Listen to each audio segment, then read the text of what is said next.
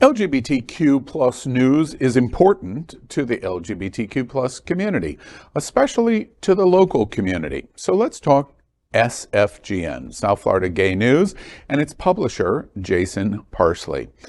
Jason, welcome to Unapologetically Queer. As everyone knows, I'm the host, Al Ferguson, and I am proud to talk to some of the most interesting people that are inspiring to our LGBTQ plus community.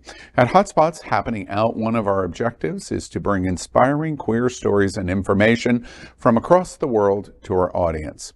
Jason Parsley, along with the iconic founder, Norm Kent, has been the backbone of queer news in South Florida, reporting on Florida, the nation, and across the world. So welcome to Queer News tonight. And Jason, I understand you're unapologetically queer. I am. Yeah, for a long time.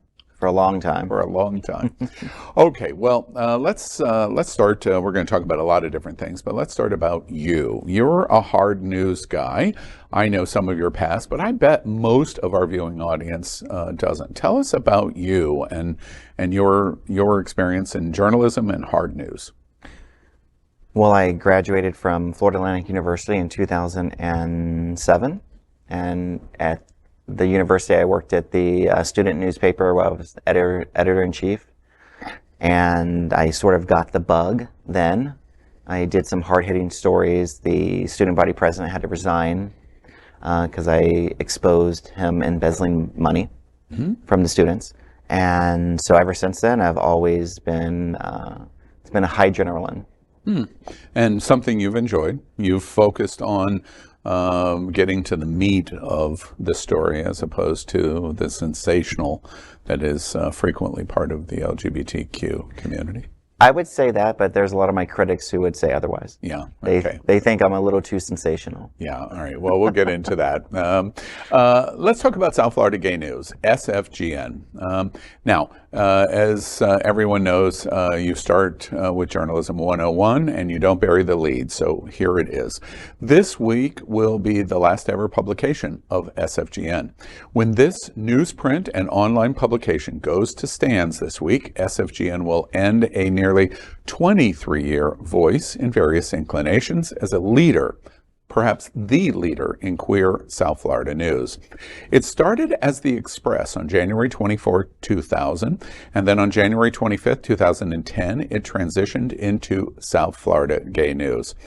Before we get into the details of how this happened, let's talk about the personal with you, Jason. I know this last month or so, maybe much longer than month, maybe months, maybe this year for 2023. Been very difficult in the transition process of SFGN and Norm and the loss of Norm Kent. Tell us, when you hear those words coming out of my mouth, how does that wash over you personally? How do you feel about it? It has been a long year, not just a few months, but really a whole year, because as Norm began to get more sick, you know, he transferred a lot of the responsibility to me. And so it's been, it was a good year of dealing with this and this transition, really. And so he did die in April, and obviously we all are saddened by that. It's a huge loss to the community, especially to our local journalism.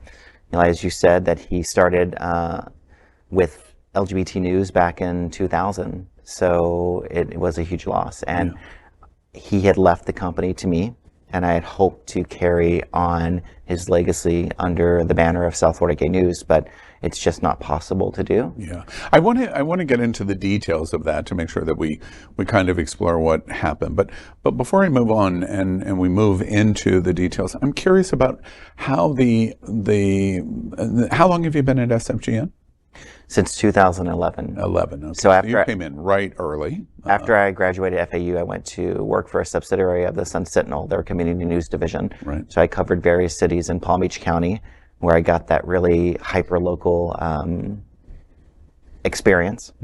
And then I started, I think I was interviewed when they just celebrated their first one-year anniversary, South Florida Gay News.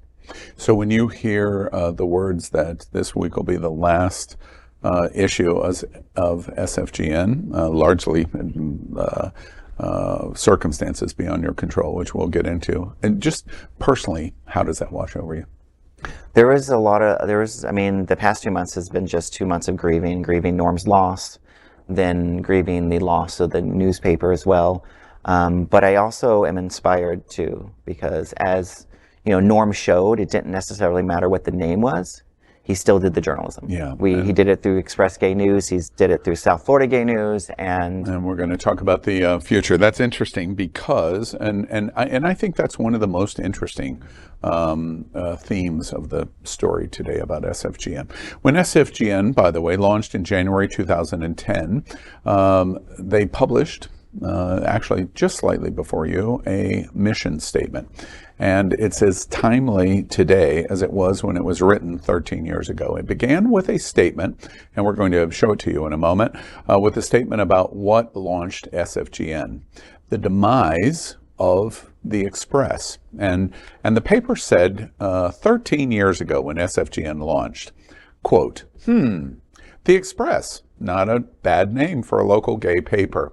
10 years ago on January 24th, 2000, that paper came to South Florida as your voice, only to be lost to a national gay media company that collapsed last November. The Express is now just a name tied up in bankruptcy court, but we are still here, a community very much alive and thriving, and we need a voice. Why not use our own? And that is how South Florida Gay News is born. That was prophetic 13 years ago in transition. It's interesting to me that South Florida Gay News launches by saying transition's not bad. I think that I totally agree with that statement. I don't know if I've ever actually read it, so yeah. I'm glad that you just read that, because that actually inspires me even more today. Good. All right, well, let's dive right into SFGN. Then SFGN launched the new mission statement in January of 2010. And this conversation opportunity with Jason Parsley is to commemorate the history of SFGN and then to be able to discuss what's next. So let's go back to its beginning, January 2010.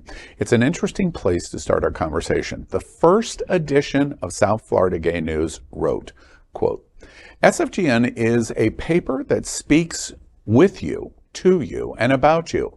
A paper that pulls no punches, protects our friends, defends our allies, and defines our adversaries. A paper that is gay in name only. The South Florida Gay News is a no-holds-barred review of our lives, our community, but it also is a recognition that we have a lot more in common with the mainstream community than they sometimes give us credit for. You see, the gay community is about business and enterprise, commerce and education. We are no different than everyone around us. We are a part of the world, not apart from it. We experience breakups and financial crisis, endure sickness and loss, see our dreams deferred. Those of us who grew up in the age of AIDS also have seen too many young men die too young. This paper will record our past, not forget it. The South Florida Gay News will celebrate our lives with daily news, briefs, and storied features, breaking news, and lifestyle profiles.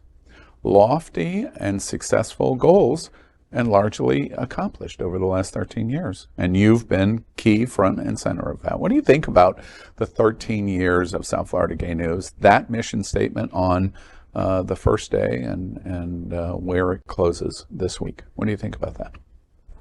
I think that we have done a lot of great journalism.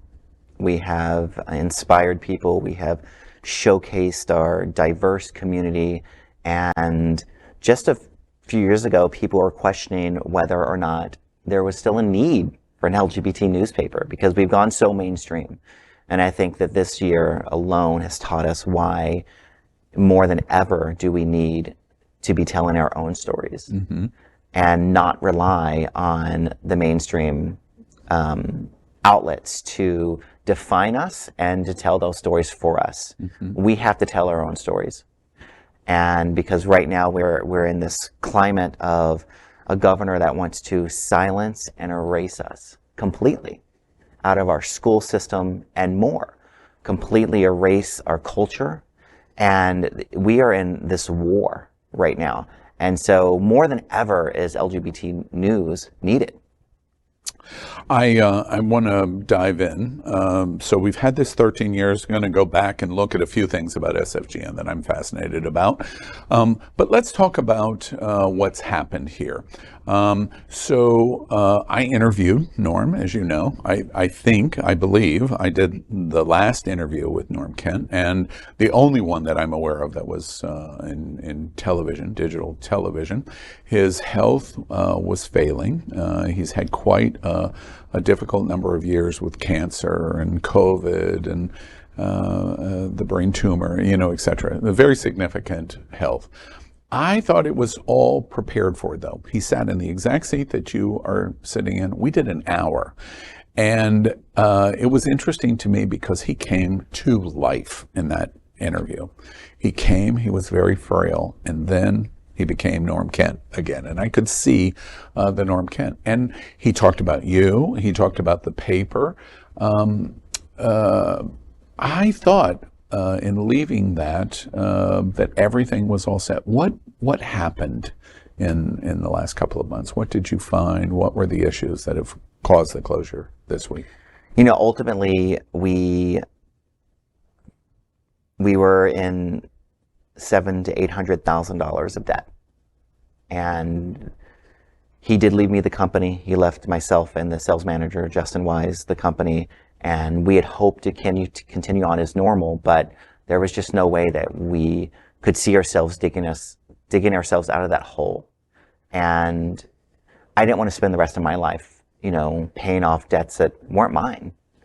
And so I wanted to start with a clean slate, a fresh slate, a clean slate, and so did my now business partner, Justin. We've both felt that was the only way to move forward. And, like I said before, Norm had owned Express Gay News. He had owned South Florida Gay News. His legacy isn't a name of a newspaper. His legacy is me and what I brought and his mentorship of me. And so his legacy will continue on. It'll just be a different name. Yeah. And so that's really what. I want to make sure that we're clear on this point, because so many people are going to watch this interview and understand where you are and what you're going to do next. I heard repeatedly, Norm didn't say it to me directly, but I heard repeatedly that he was basically leaving the paper to you. That's correct? Is that a correct statement? It is. Yeah. But I've seen other situations, I've dealt with other people in my life who have died, and sometimes when people die, things can get complicated and a little messy. And so, we didn't even quite know who the owner was or owners were. There was other investors involved, and so as we learned more and more since his death, we realized it just wasn't sustainable. Did all of this, after his death, did he discuss any of it with you, of any of the details that sitting here today? Did he ever discuss any of the details with you? Some of these details I knew, but I didn't know the truth, and I didn't know the reality of it until he died. Because... Give me an example of the reality that you learned, that you knew something about it, but not to the reality of what it was. So the paper actually wasn't just started by Norm. SFGN was founded by Norm and his business partner, Piero. And Piero left the company in 2020. And Norm found a new partner. And there was a discrepancy on whether that new partner owned the company, if they were just an investor. And so I didn't know all of the facts. And I was told one story, different people told me different stories. And so it turns out that other person did actually own 40% of the paper. And I never saw that contract until Norm died. So that was one revelation. So you're thinking, as example, the paper transition is coming to you, but there's a partner that owns 40% of the company that you didn't know existed. Yes, and in the will, it left me 60%, Justin 40%, and there was no mention of any other partners involved. Yeah. So that's what I mean by new revelations and whatnot. Yeah. Has he commented on his percentage of ownership of SFGN? If you're able to divulge that, is this partner that you were unaware of commented in terms of what the situation is for SFGN? Not publicly, but we've had discussions with this person, and this person is quite enthusiastic about what we want to do next. Yeah. Okay. All right. And let's talk about the primary issues that affect the decision making to close SFGN. One of the things that I've heard is that there is quite a significant SBA loan that was done during pandemic. Is that true? Yes. Yeah. And by significant, like $600,000, $700,000, $800,000. Is that accurate? 500,000. And were you aware of the amount of debt that Norm had taken on for SFGN, especially during pandemic? I was. There were 2 loans, and one of the loans did not come through until last August. Mm-hmm. So I definitely was aware of that. And unfortunately, much of that money is gone. And anything that you can say when you say it's gone of what that means in terms of... Well, for instance, the night that Norm died, $22,000 went missing from the bank account. Obviously, it wasn't Norm that did that. You know, he was in no shape or form to be able to do that. Yeah. So things like that. Yeah. And really there's, you know, I could go into the nuance of it, or the minutia, but ultimately our bank accounts were drained. Yeah. So literally one morning you wake up and SFGN basically becomes financially insolvent in terms of the transition, and that's what you find you inherit. Correct. Yeah. I have to ask you, Jason, in being responsible to understand SFGN, are you disappointed in how Norm left this? Such an icon in the community and such a longevity. I mean, you're right out of college, and this is basically, really, for all intents and purposes, your first and big job. Mm-hmm. How do you feel about Norm Kent today? I started as managing editor. He gave me my dream job. I will forever be grateful for the opportunity that he gave me. Yeah. So do I hold any ill will? Not at all. I mean, I love Norm Kent. Norm Kent is an icon.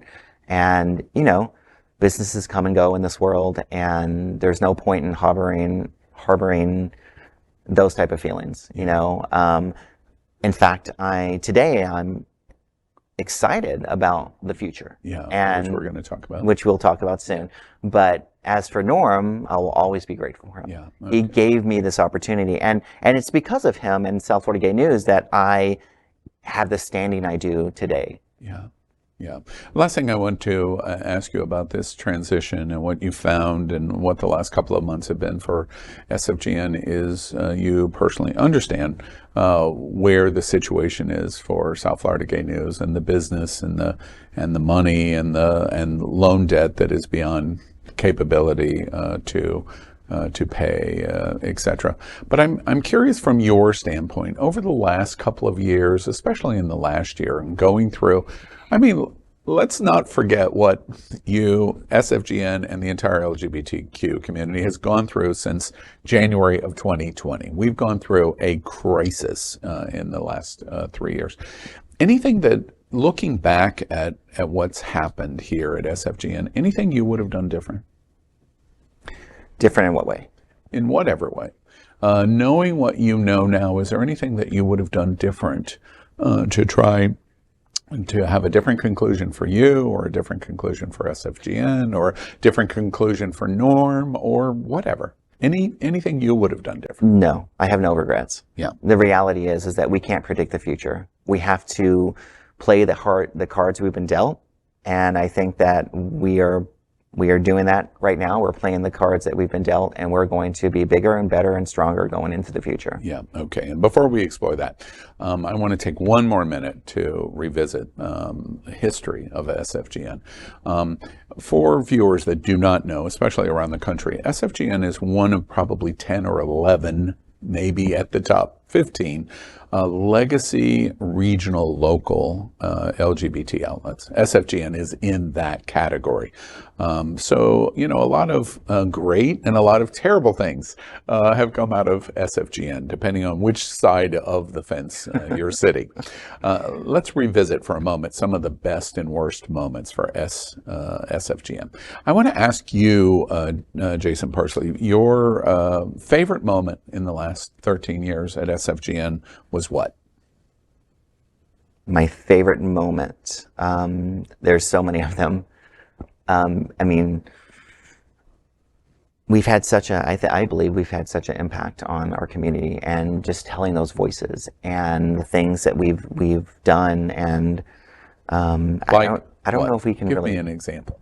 Like story-wise, Yeah, or okay. story-wise. Like, for instance, our well, until the pandemic hit, but we had our annual Out 50, where we spotlighted just 50 amazing people that maybe don't always get highlighted or showcased in our community, people that are working behind the scenes and just really driving us forward, moving us forward every single day, and being able to spotlight those people.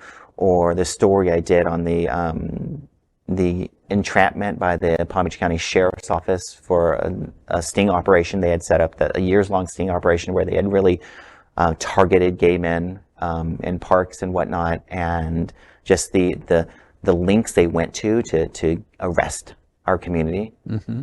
I was expecting you to do a story or to say, "Oh, I just love the story I did on RuPaul," or Drag. No, I'm only kidding.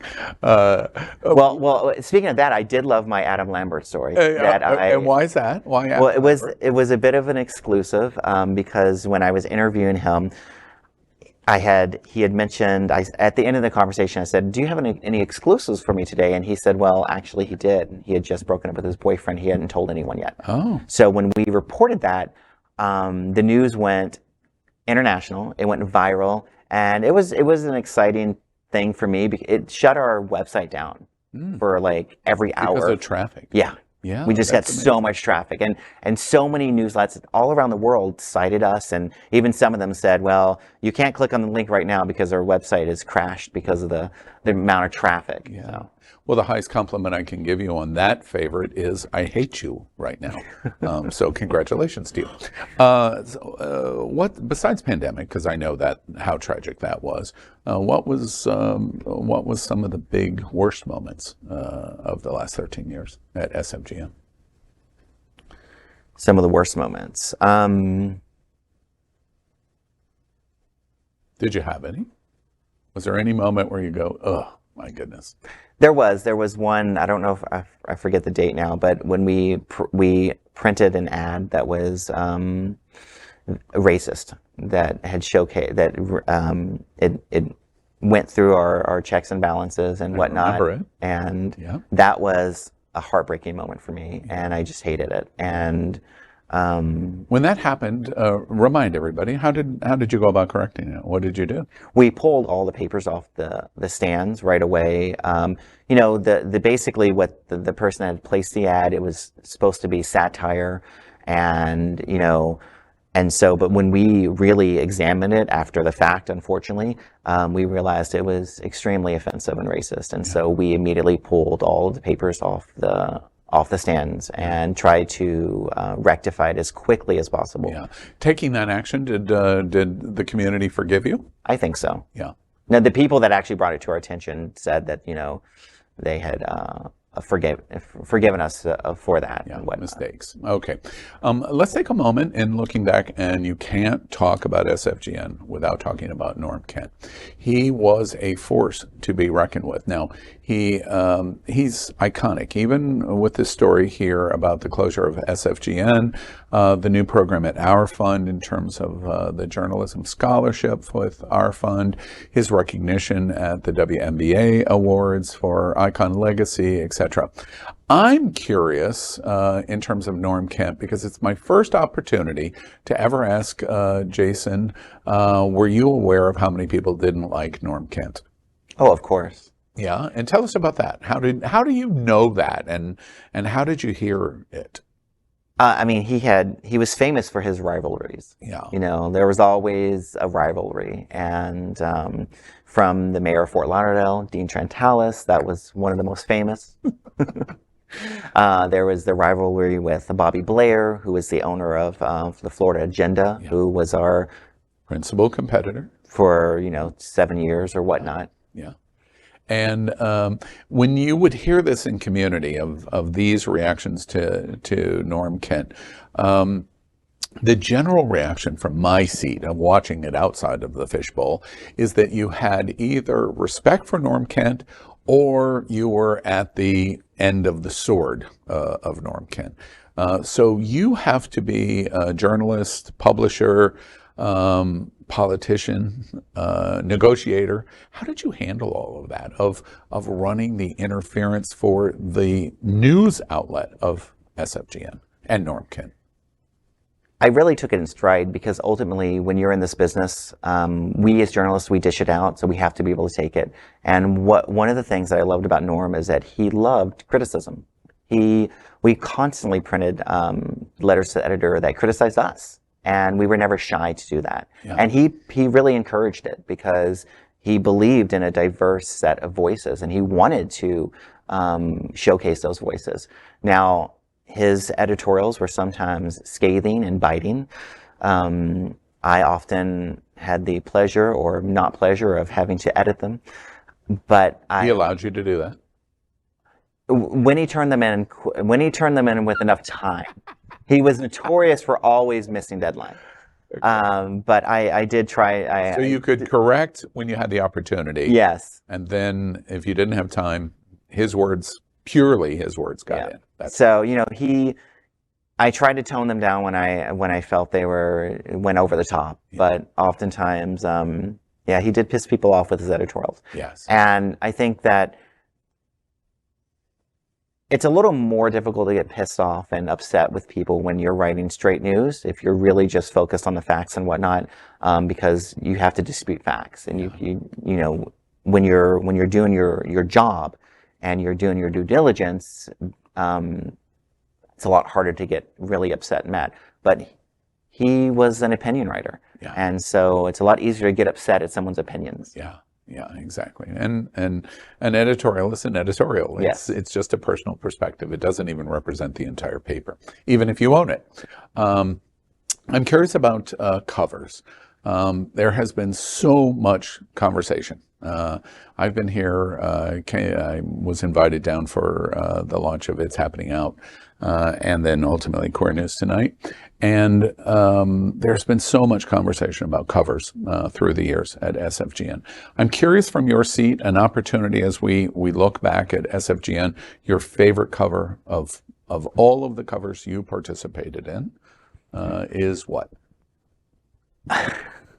You put me on the spot, because 13 years is a lot of stories, a lot of covers that we've published and stuff.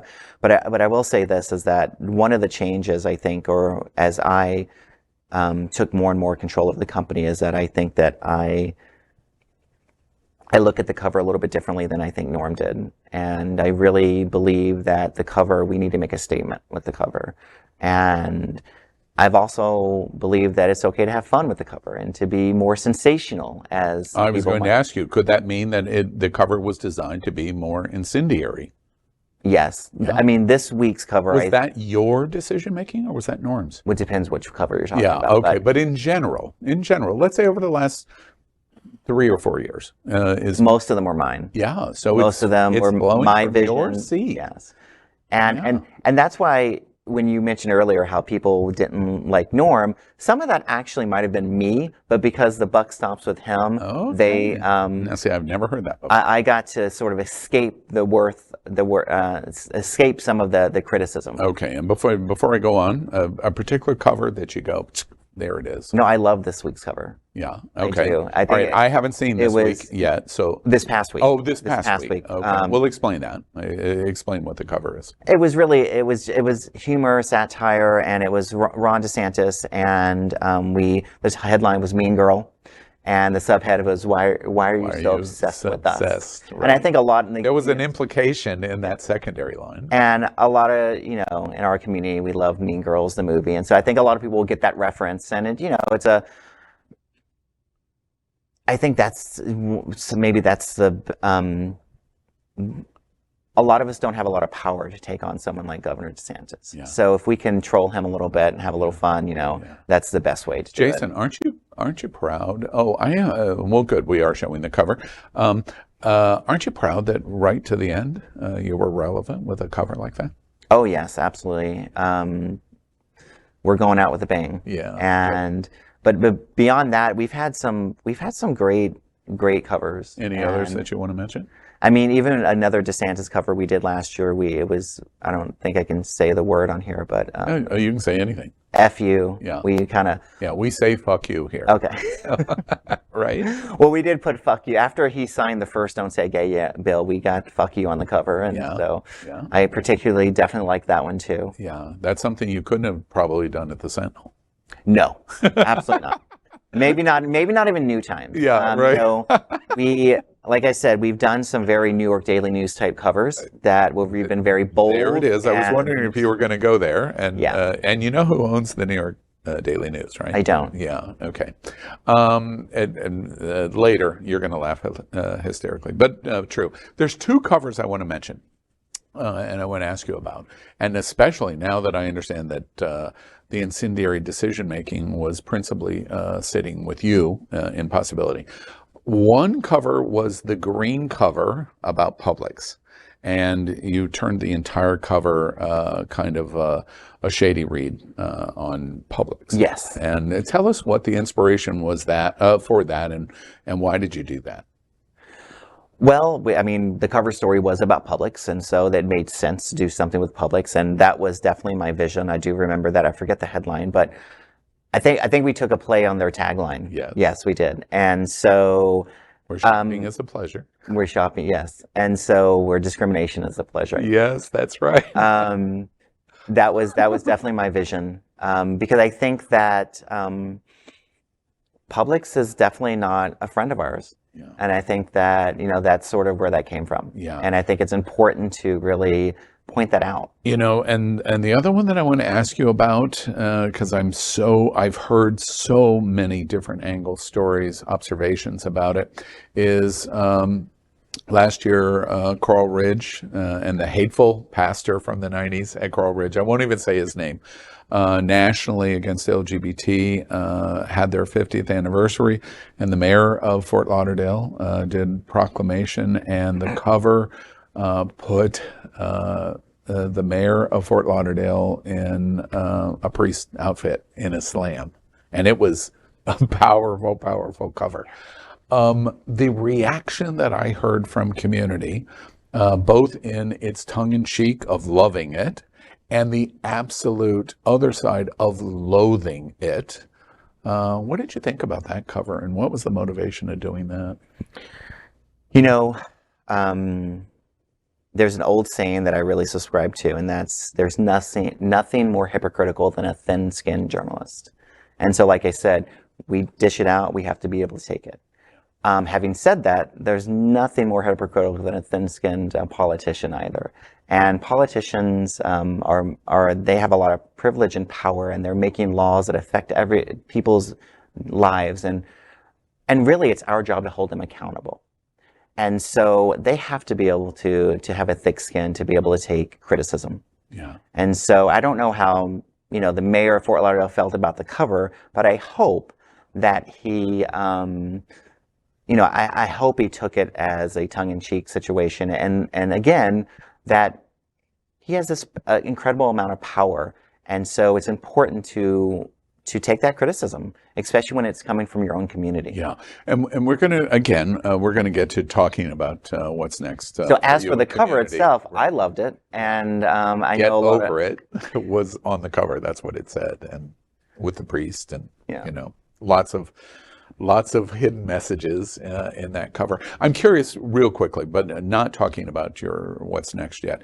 Do you think, from your seat of what you'll do next, that you and the mayor of Fort Lauderdale can be better than the mayor and Norm Kent? Well, every time I see the mayor out, we always take a picture together. Okay. So that right there means our relationship is better than the two of them. And, you know, he told me that he, you know, would always talk to me. So okay. We'll see. All right. I want to talk about one other thing, because I want to fold John Hayden into conversation. And I'm going to say, but you can make one-on-one connection, a leading politician. I introduced John to him at an event as community editor. And when I introduced him, John Hayden, an interesting thing happened, because he didn't know who John was. And when I said to the politician, this is the community editor of SFGN, you literally could see in his face, I was going to say revulsion, maybe that's too strong, but the eye roll, you definitely, and the recoil you could see. And then he went off on John, had never met him, and basically said a blah, blah, blah summary, focusing on Norm. Do you think that from your seat, SFGN has done its job when you have that kind of reaction from political business leaders, the director of the Pride Center, whatever it might be?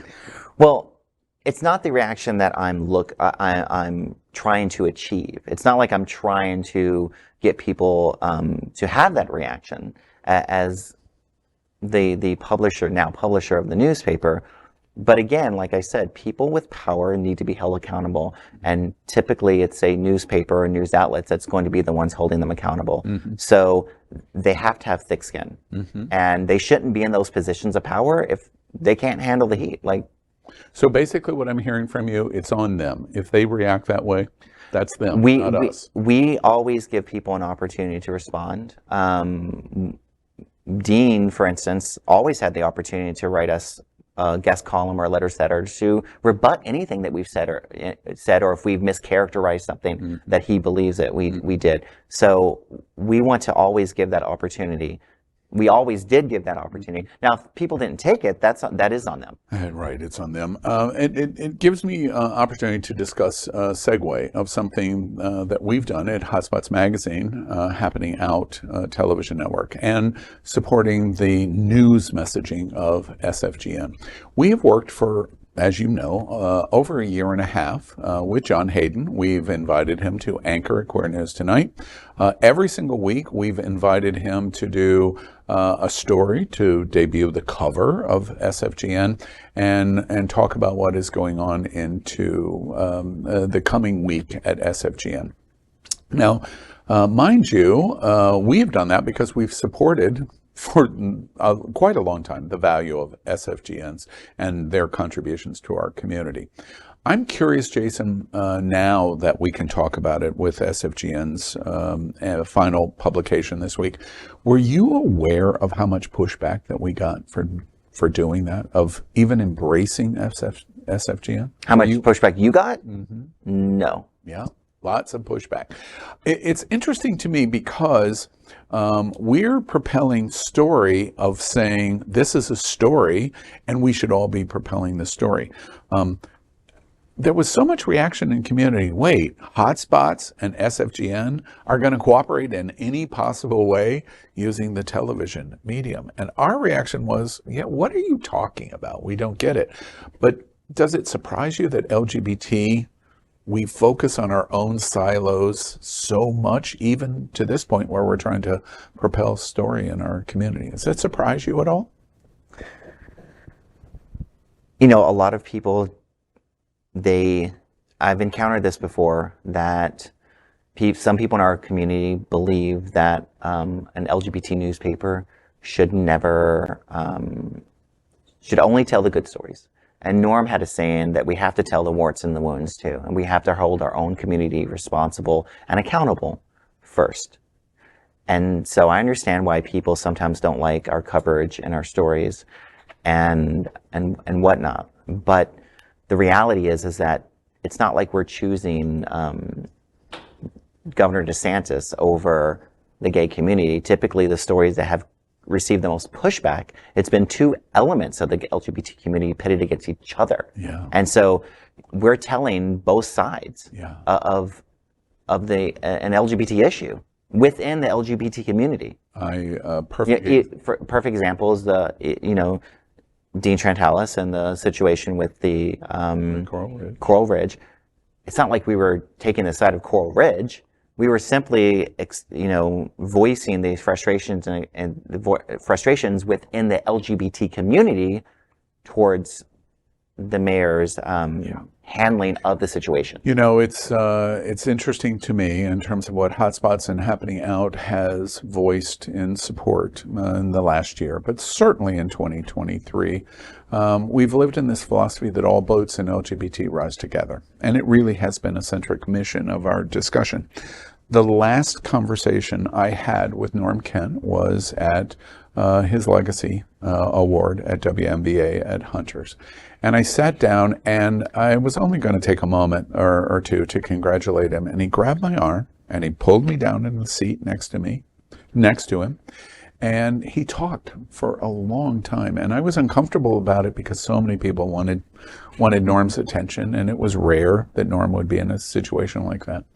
And I just clearly remember, and I'm so glad I did it. And now as we move into the transition conversation with you about what's next, I just want to close the SFGN story from my seat and our seat here at Queer News Tonight, because I said to him, Norm, you can be very proud of SFGN because in the last 6 months, they have done as good a reporting as could be done and justified their existence by the conversation of Pride Fort Lauderdale.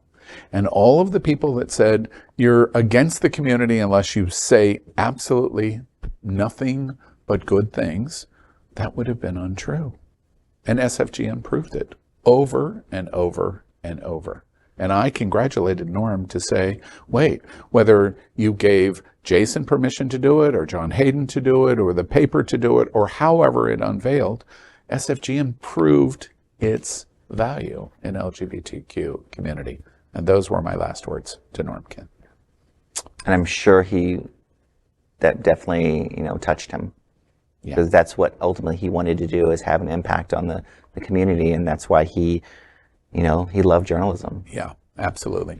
And so do you. So let's now talk about what's next. I know you've been wanting to do that for quite a bit of time. So, well, it's hard to talk about the past without talking about the future. Yeah, exactly. All right. So next week, SFGN is going to publish its final cover, final newspaper this week. But next week, you're going to launch a new LGBTQ plus publication and an online platform. And we are revealing right now its new name and its image. And it is called Out South Florida.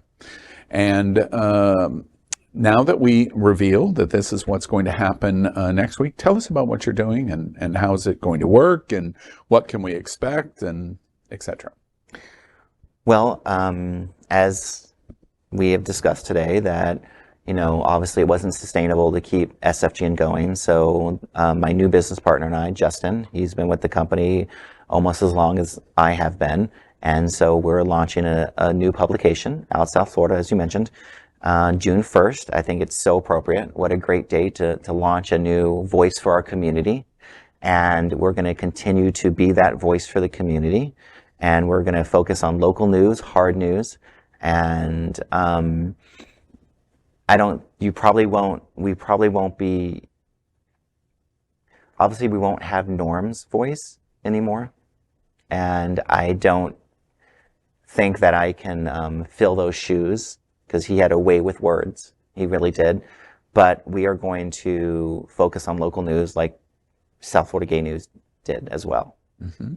And the infrastructure, give us some explanation of what it's going to look like.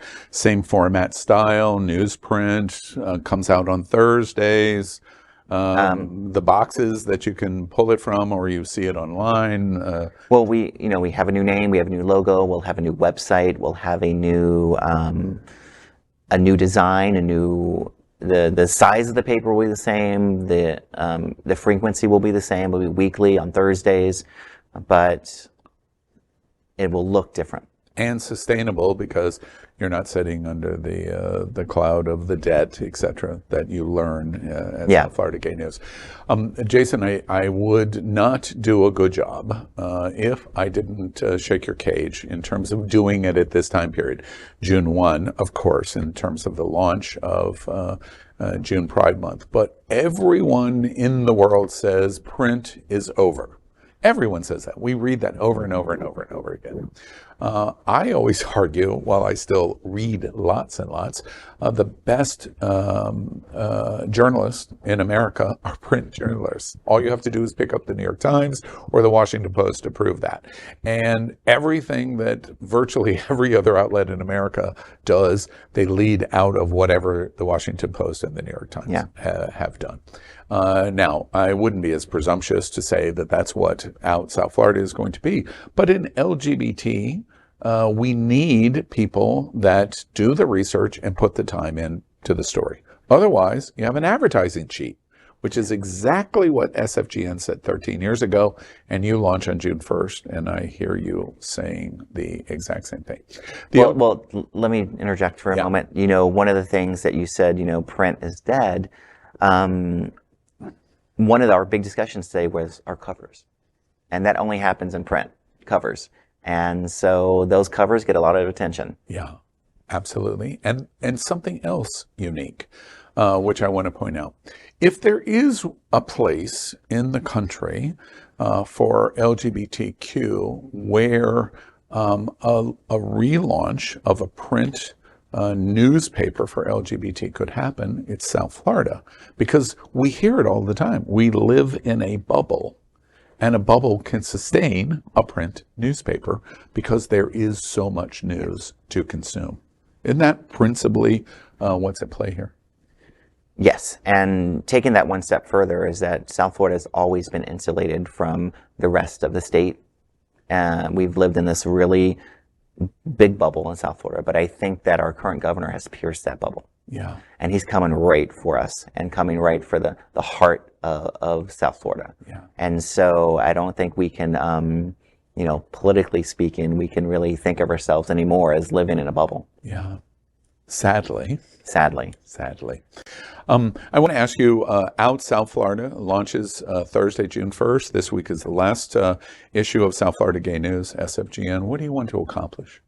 You're that January 2000 for the Express. You're that January 2010 for SFGN. Now you're June 1 of 2023 of Out South Florida. What is it you want to do? Like I said before, Norm looked at me and the paper as his legacy. So the name won't be around, but the legacy will continue on. His legacy of that hard-hitting journalism, of bringing that voice to the community, that remains. And so we'll be under new ownership, new leadership, a new name. Hopefully we can reset some of those relationships that maybe didn't work out so well between Norm others. But or at least sit down at a peace table negotiation. Yes, we can make peace with some of those people. Right. But we're going to start fresh and reset, and I hope that those people that were angry maybe at Norm and some of his commentary, that will give us a chance and let us prove ourselves. Yeah. You've brought him up a couple of times, and that's the governor, presidential candidate, probably going to announce on the eve of June Pride Month, as we've reported at Queer News Tonight. But your queer eye, specifically yours, Jason, you're a watcher in our community, and then you're a storyteller of the LGBTQ community. What does your gut tell you we are watching in DeSantis and in Tallahassee and really the entire world of what we're watching now? What does your gut tell you is really going on? I mean, I think DeSantis wants to be president. That's what's going on, with his agenda here in Florida, and he's going to appeal to the worst parts of the Republican base. And he's going to push that fear and that hatred and that division because that's going to get him votes. That's what's going to separate him from Donald Trump. And so taking a step back and looking at a much larger sense, I think that our community has become so mainstream that this reaction, very negative reaction from, again, the far right.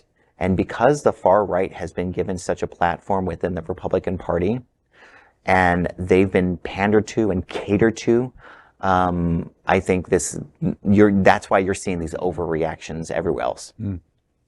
Well, I'm curious, South Florida is going to launch in this environment as print, which can be difficult. And you're dealing with probably the greatest foe of your lifetime in LGBT, in Governor DeSantis. Do you think the LGBTQ community is going to support you in South Florida? I mean, so far we've had a lot of private discussions, and so far it's been a great reception, and I think that they will support us. And the one thing that separates us from everyone else and has always separated us from everyone else is that we focus on news.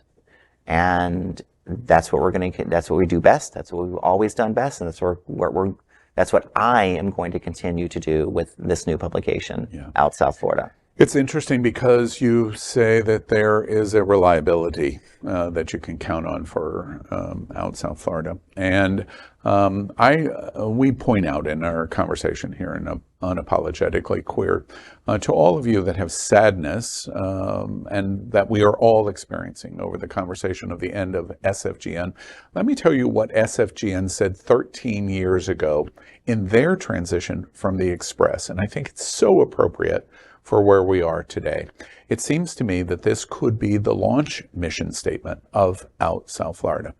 SFGN launched out of the Express bankruptcy by saying, quote, "This newspaper is not going to be just a promo for White Party or a press release for an AIDS walk.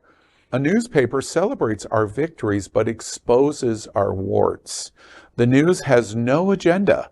It reports facts from young hustlers offering their older tricks to, their older tricks to closeted congressmen covering up their secret identities.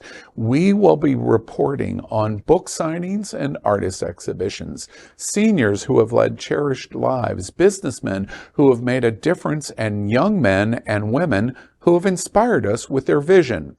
Our goal is to have you make our paper your home page. When we have done that, we will have just begun our task, but we will better show you what we intend to do by doing it. Welcome to the South Florida Gay News, Day 1, Issue 1, Page 1, January 25, 2010, end quote. SFGN seemed to accomplish that mission. And I think that one of the reasons the community rallied behind South Florida Gay News, or the reason, is because Norm Kent was at the helm. And again, they trusted Norm. They didn't care about the name. It was Norm. And so I think I have built up that reputation with my time here at South Florida Gay News. And so I hope that the community will trust me as they trusted Norm going from the Express Gay News to South Florida Gay News. And so I hope they trust me from South Florida Gay News to Out South Florida. I hear the pitch, and I'm buying what you're selling. I'm pretty sure Jason Parsley and Out South Florida will do that again. All success to you. And just, I would be remiss, it's not just me. I do have a business partner, Justin Wise. He is the sales manager at South Florida Gay News and the associate publisher. And so this is a joint venture, and we're doing this together. Yeah. Congratulations to Justin. Also, all success to you and the new old voice for LGBTQ plus South Florida. Out South Florida publisher. That's the first time that that's publicly being said in the airwaves. It's not SFGN, it's Jason Parsley, Out South Florida publisher. Jason Parsley, thank you for joining us at Queer News tonight. Thank you, Al.